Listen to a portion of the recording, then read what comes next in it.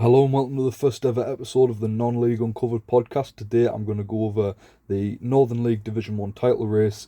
It's Shildon top with 86 points and Guisborough second with 82 points. Guisborough have 2 games in hand, so let's just get into the stats. Let's just talk through what could happen. So I'm just going to make a few predictions and see where both teams could finish at the end of the season. Just give my reasoning on why I'm making certain points and stuff like that. So let's get into it.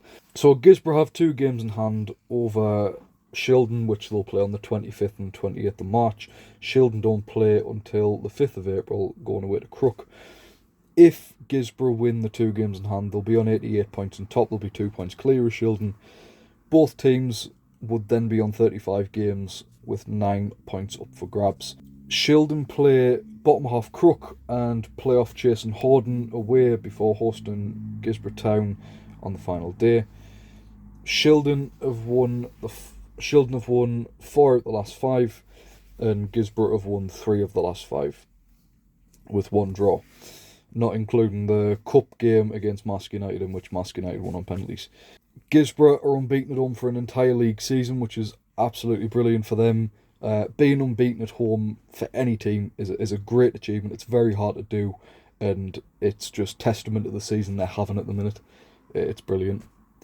They face away trips, including a final day top 2 clash against Shildon, because Guisborough Town and Shildon are guaranteed to be top 2 now. Whitley Bay can't make up the gap on Guisborough, even if they won all the final games. They'd finish on 81 points, I'm pretty sure, if Whitley Bay did. So this is your top 2 for the Northern League Division 1 season. So, scoring, Shildon have scored 104 league goals. Goal 100 was scored by John Weirs, completing his hat-trick on Saturday.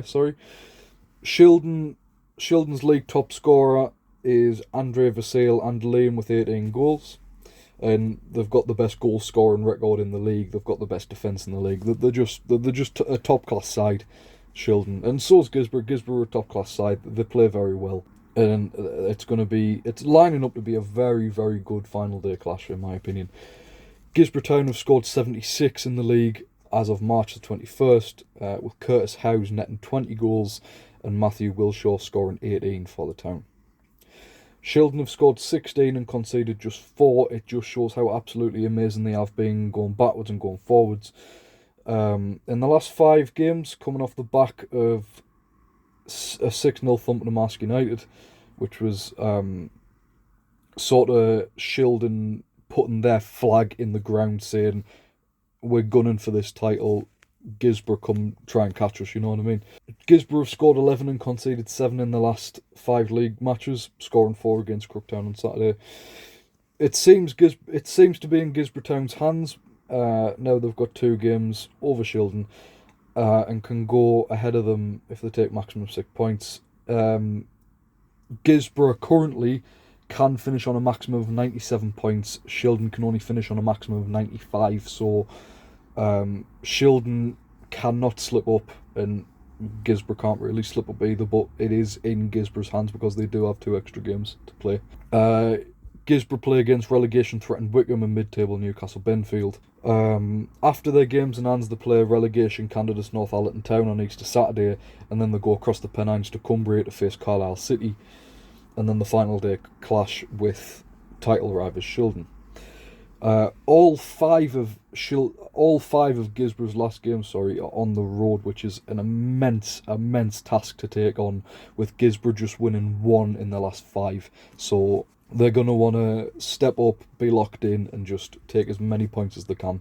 They want to try and not drop points, but if you try to not drop points, you are going to drop points. So I think they just need to do what they've done all season, go on the pitch, play as this cohesive, brilliant unit that they've been all season, and just try and get as many points on the board as possible. Shildon have played all their matches so far and don't play until Easter Sunday. They go away to 16th place Crook Town, and then they go on the road to top half Horden CW. So, just to predict the running, now I like making predictions, however, they may not be accurate by the end of the season. It is just a bit of sort of who knows. Guisborough's games in hand, Wycombe away and Newcastle Benfield. So Wycombe's last 5 at home are 2 wins, 2 draws, 1 loss against a range of top half and bottom half clubs. And Newcastle Benfield's last 5 games have all been at home, 2 wins, 1 draw, 2 losses. So I think the Wycombe game will be a draw, just because Wycombe do have the capability of picking up good results against top half teams. You've seen that all season at the Glebe ground. So I'm going to go with a draw.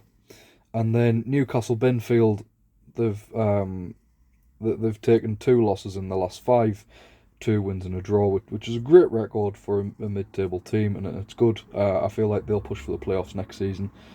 But yeah, I think it's a Guisborough Town win. Just because I feel like I feel like they're gonna. I feel like Guisborough Town are gonna win that game. So if they do take the 4 points that I'm predicting, they'll be on 86 points after the 2 games. So Northallerton Town away for the 3 running games. So Northallerton Town are winless in the last 5 at home, and obviously Guisborough have just won 1 in the last 5. So I'm going to go for a draw. Obviously, when 2 teams aren't winning, and I've seen this a lot with Sunderland AFC. I've followed Sunderland AFC for years. I've seen it in the Premier League, Championship, League One. If both teams are not winning, that game will more than likely either be a draw or a thumping for either team. There's no in between. It's either going to be a goalless draw or a massive thumping for one team. So I'm going to go for a draw for Guisborough. It's just a gut instinct. I feel like both teams aren't winning. It's going to be a scrappy game. Northallerton are fighting for their lives down the bottom, and obviously Guisborough are fighting for the title. I just feel like it's going to be a very, very scrappy draw. So there you go. Carlisle City away to Cumbria. 1 win in the last 5 home games, and obviously I think Guisborough are going to come to Carlisle off the back of the draw. This is all hypothetical. Off the back of the draw and beat Carlisle City. Just to keep their noses in the title race. So, and then they obviously face a game away to Shildon. Shildon have not lost a home game in 5. They've scored 20 and conceded just 6, which is absolutely immense for Shildon. They've got the best defence in the league, best attack in the league. It's absolutely brilliant to watch. So I'm going to go for a Shildon win for that. Just because Shildon don't really lose all that much, and I just feel like it's going to be a Shildon win. Just because they are a massive goal threat and they don't concede much, and I just feel like they're gonna get through Guisborough. Not by a massive margin. It could be like 1-2-0 maybe, 2-1. But yeah, I'm gonna go for a Shildon win. So just for Shildon AFC's running. They obviously have 3 games remaining. Crook Town away. Crook are winless at home in the last 5, picking up 2 points from a possible 15. I'm going to go for a Shildon win. Horden CW, playoff chasers. They've won 2 out of 5 at home. They won the last home game against Carlisle City, so I'm going to go for a Shildon win. I just feel like Shildon are going to have too much in the locker for any team that come across, just because they are scoring a lot right now. They don't concede much. So yeah, I'm going to go for a Shildon win. Guisborough Town at home. Obviously, Guisborough do have that 1-5 home record, 1-5 away record. So I'm going to go for a Shildon win yet again. And again, I sound biased. I have no connection or affiliation to either club. I see it how it is, and I feel like Shildon are going to nick the title by 5 points. So final day points: Shildon on 95, Guisborough Town on 90. I feel like Guisborough Town will win the playoffs though. They're definitely the strongest team in that playoff picture right now. And yeah, both teams are going to go up to the Northern Premier League Eastern Division and hopefully smash it next season. I love to see Northeastern teams get promoted and doing well in the higher divisions and just getting massive results against these teams you don't expect them to. And yeah, obviously Redcar Athletic play tomorrow night. That's another Northeastern team that could clinch the league title tomorrow night. I'm not talking about at the end of the season. Tomorrow, Redcar Athletic could be promoted into Northern Premier League with the likes of Hebburn Town, Stockton Town, Morpeth Town, some really, really big clubs in the northeastern non-league scene. So yeah, best of luck to Guisborough Town, best of luck to Shildon, and obviously Redcar Athletic tomorrow night. Seriously, it is looking like a very, very good, season for northeastern clubs. I mean, you come out with non-league for a second. Newcastle and Sunderland are both sort of, well, they're not struggling in the league. They're all like, they're 11th and 12th respectively. You know, I feel like they'll both finish in the top 10. Middlesbrough, they're fighting for promotion as much as they have struggled at the minute. They're fighting for promotion, which is great. It'll be great to have 3 northeastern teams in the league next season if Middlesbrough can do it. Just jumping back into non-league, Gateshead are obviously fighting for survival, and I think they'll do it. They've got a very good squad, a very good coach at the helm as well. I just feel like they do have what it takes to sort of beat Brackley, who sit above them in the relegation zone at the minute. They'll probably. I don't think Brackley will be there. I think it'll be another team, sort of a 20th at the end of the season. But I feel like Gateshead do have enough to sort of take the team in 20th over at the minute. Obviously, Hartlepool United, they're always sort of in the top half of the National League.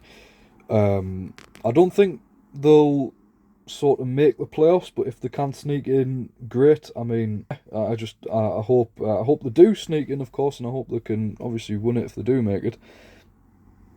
They are about 5 points off 7th, I'm pretty sure, so it's not a big margin to make up, but if the team above you keeps winning and you keep winning, it just sort of like it's a chase constantly.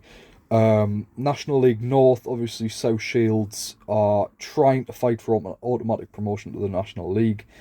I think Fylde will probably do the automatic promotion and Shields will do it through the playoffs.